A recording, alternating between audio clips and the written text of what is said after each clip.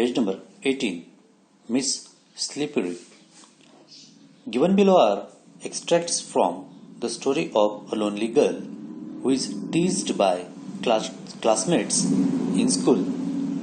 खाली दिलेले जे काही परिच्छेद आहेत हे परिच्छेद लोनली गर्ल नावाच्या कथेतून घेतले गेलेले आहेत आणि त्यात एक मुलगी आहे की जिला शाळेतील इतर मुली चिडवत असतात.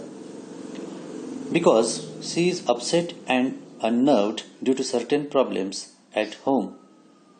आणि खरं तर त्यामागचं कारण असं असतं की ती घरच्या काही कारणांमुळे सतत नियमित उदास आणि नाराज असते.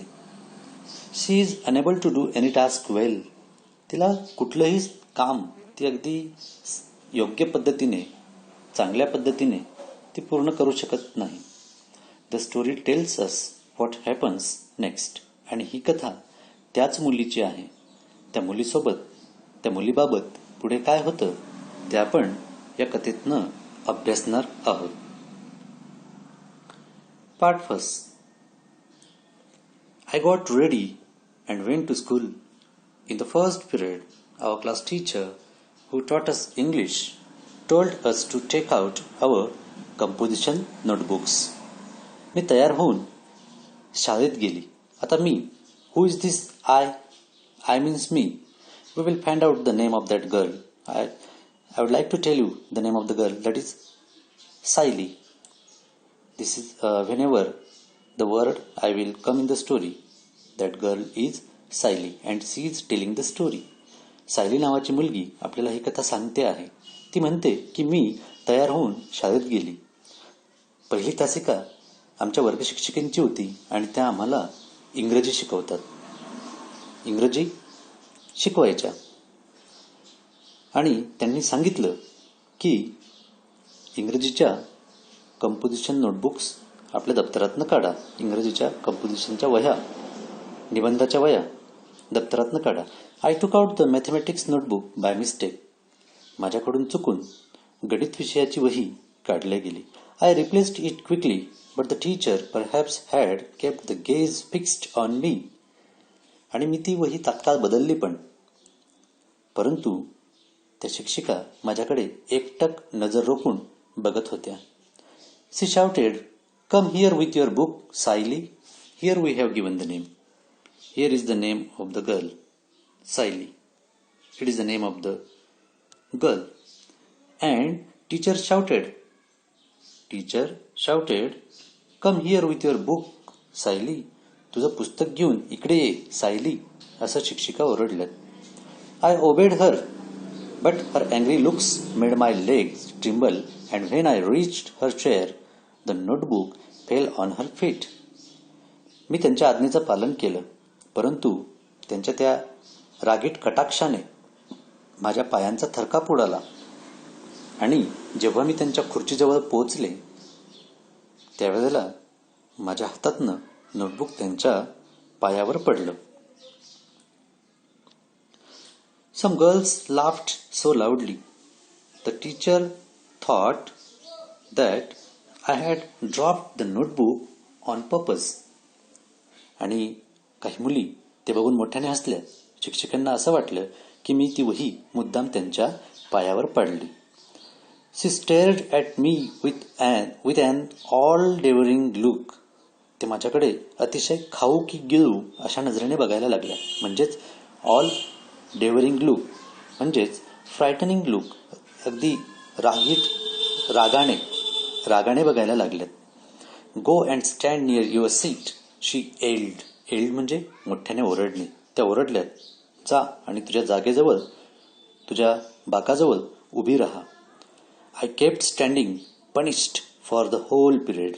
पूर्ण तासभर मला शिक्षा दिली गेली आणि मी उभीच होती. The next was history class and my favourite subject. सायलीचा आवडता विषय होता इतिहास आणि पुढचा तास इतिहासाचा होता. The teacher had asked us to memorise the causes and effect of the battle of Panipat.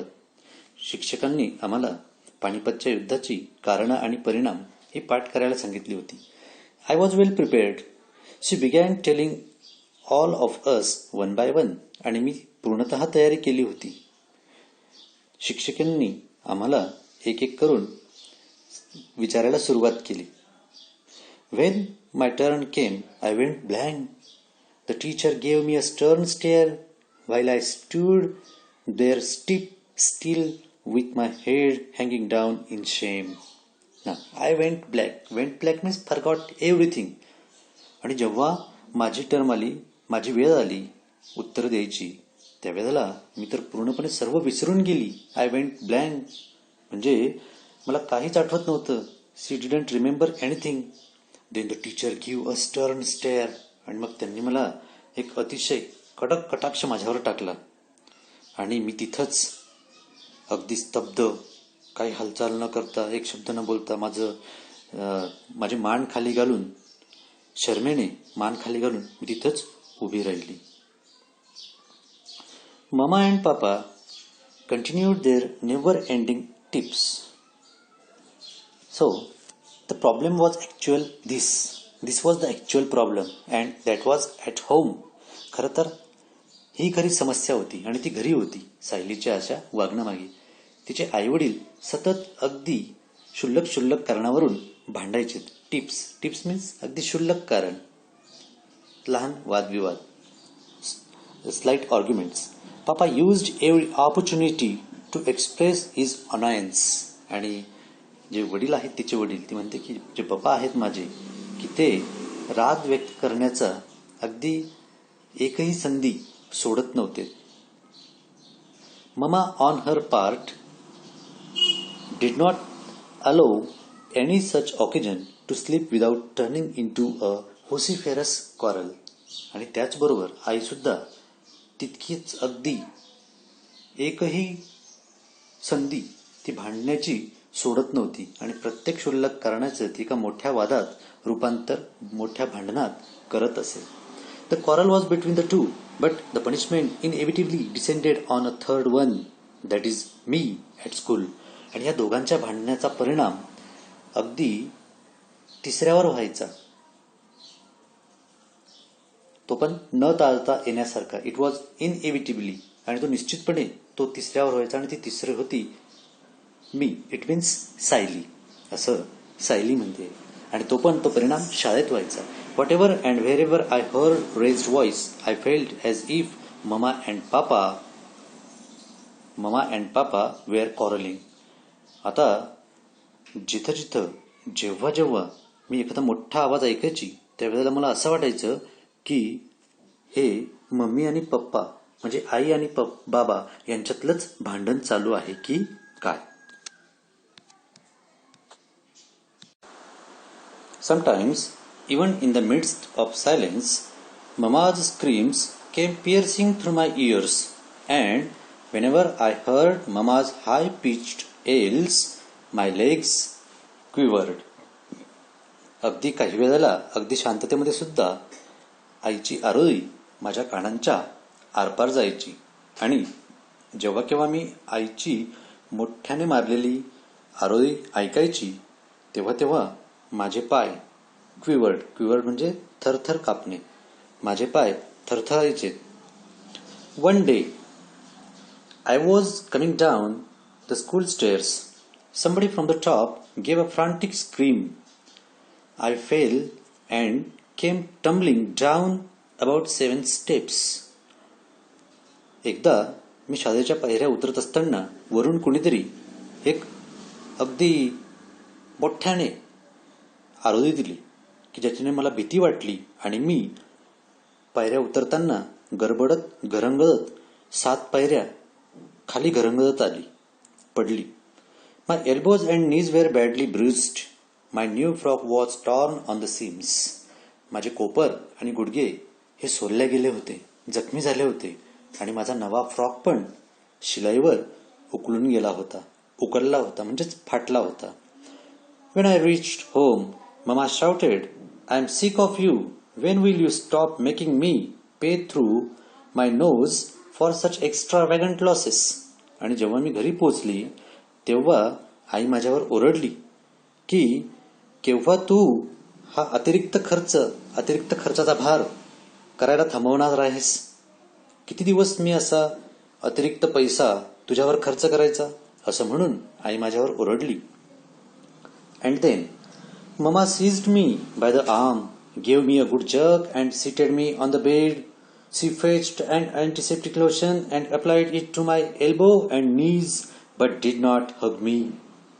आणि मग आईने काय केलं, माझ्या बाजूला धरून, माझ्या बाहूला धरून एक जोराचा झटका दिला आणि मला पलंगावर बसवलं आणि एक जंतुनाशक आणून माझ्या जखमांवर, गुडघा आणि कोपर याच्यावर लावलं. परंतु तिने मला मिठी मारली नाही. Within me lingered the yearning that she would hold me and console me, even if she had given me just a sympathetic pat. My smarting limbs would have been soothed. आणि ती म्हणाली की माझी अशी अपेक्षा होती, की एक तळमळ होती माझी, की आईने मला माझं सांत्वन करायला हवं होतं. आणि सांत्वन तर जाऊ द्यात, नुसते एक सहानुभूतीची थाप जरी माझ्या पाठीवर मारली असती तरी माझ्या दुखणाऱ्या अवयवांना थोडंसं बरं वाटलं असतं. It means he wanted her mother to hug, to sympathise, to take near her. आईने तिला जवळ घ्यावं असं तिला वाटत होतं मनातून. My younger brother was close by. As Mama walked away to the kitchen, he came and sat beside me. He placed his little hand on my arm and whispered, "Are you in great pain?" I hugged him tight and started crying again. माझा लहान भाऊ तिथं बाजूलाच बसलेला होता आणि जशीच आई किचनमध्ये गेली तसाच तो माझ्याजवळ आला आणि माझ्या बाजूला बसून त्याचे दोघंही हात माझ्या बाहूवर ठेवून तो म्हणाला, तो माझ्या कानात कुजबुजला, खूप दुखतंय का, खूप त्रास होतोय का. असं ऐकताच मी त्याला जोराची मिठी मारली आणि पुन्हा रडायला लागली. I used to walk quite cautiously, yet I would often stumble. One day the class monitress announced, "We'll call her Slippery." Others sleep on wet ground. Siley manages to sleep even on dry land. मी खूप काळजीपूर्वक चालायची आणि तरी सुद्धा कशा पद्धतीने मी पडायची मलाच कळायचं नाही, पण मी पडायची. आणि एक दिवस तर आमच्या क्लासच्या त्या मॉनिटरने अशी अनाउन्समेंट केली तिने, की आपण हिला स्लिपरी म्हणायचं. इतर ओल्या मैदानावर पडतात, परंतु सायली अगदी कोरड्या जमिनीवर, कोरड्या जागेवर सुद्धा घसरून पडते. That provided the other girls of the class new scope for fun. आणि याच्यामुळे इतर विद्यार्थिनींना तर चांगलाच वाव मिळाला गंमत जम्मत करायला, माझी चेष्टा करायला. They teased me with the new title every day. दररोज ते मला नवीन नवीन एका शीर्षकाने संबोधायला लागले. Soon a verse was composed in my honor. आणि लवकरच त्यांनी एक कविता, वर्स मीन्स पोएम, कविता, एक कविता माझ्यावर रचली. And the poem was as it. The poem was as it. Slippery slippery slipping without mug, ask her the simplest question, no answer is your luck. And this verse was composed in her honour. ती म्हणते की माझ्या सन्मानार्थ एक कविता रचण्यात आली होती. So slippery slippery slipping without mug, ask her the simplest question, no answer is your luck. ही स्लिपरी आहे, ही निसरडी आहे की जी विदाउट मग, मग मीन्स मड, की चिखल वगैरे नसताना सुद्धा ही पडते आणि तिला एखादा साधाही प्रश्न विचारला त्याचं उत्तर मात्र तुम्हाला मिळणार नाही. हेच तुमचं नशीब. I lived in perpetual fear of everyone, the girls, the teacher, the young and the old. When I was in class, I dared not move out, and when I was outside, I was afraid of re-entering the class, nor could I muster the courage not to speak to anyone. So, when Saili said that I was living in a perpetual fear, in the constant fear of the girls, teachers, the old, the young, everyone's. And when she was in the class, she didn't dare to go out of the class. And when she was out of the class, then she didn't muster the courage to re-enter the class. So she was afraid for everyone. ती प्रत्येकाला घाबरत होती. अगदी सततच्या भीतीमध्ये ती वावरत होती. शिक्षक, विद्यार्थी, लहान, थोर सगळ्यांना ती भीत होती. सगळ्यांची तिला भीती वाटायची. ती जर वर्गात असली तर बाहेर जायला घाबरायची. बाहेर जायची तिची हिंमत व्हायची नाही. आणि जर बाहेर असली तर ती वर्गात यायला घाबरायची. आणि इतकंच काय की कोणाशी बोलण्यासाठी सुद्धा ती तिचं धैर्य एकवटू शकत नव्हती. Here ends the first part of the story. या ठिकाणी या कथेचा पहिला पार्ट संपला.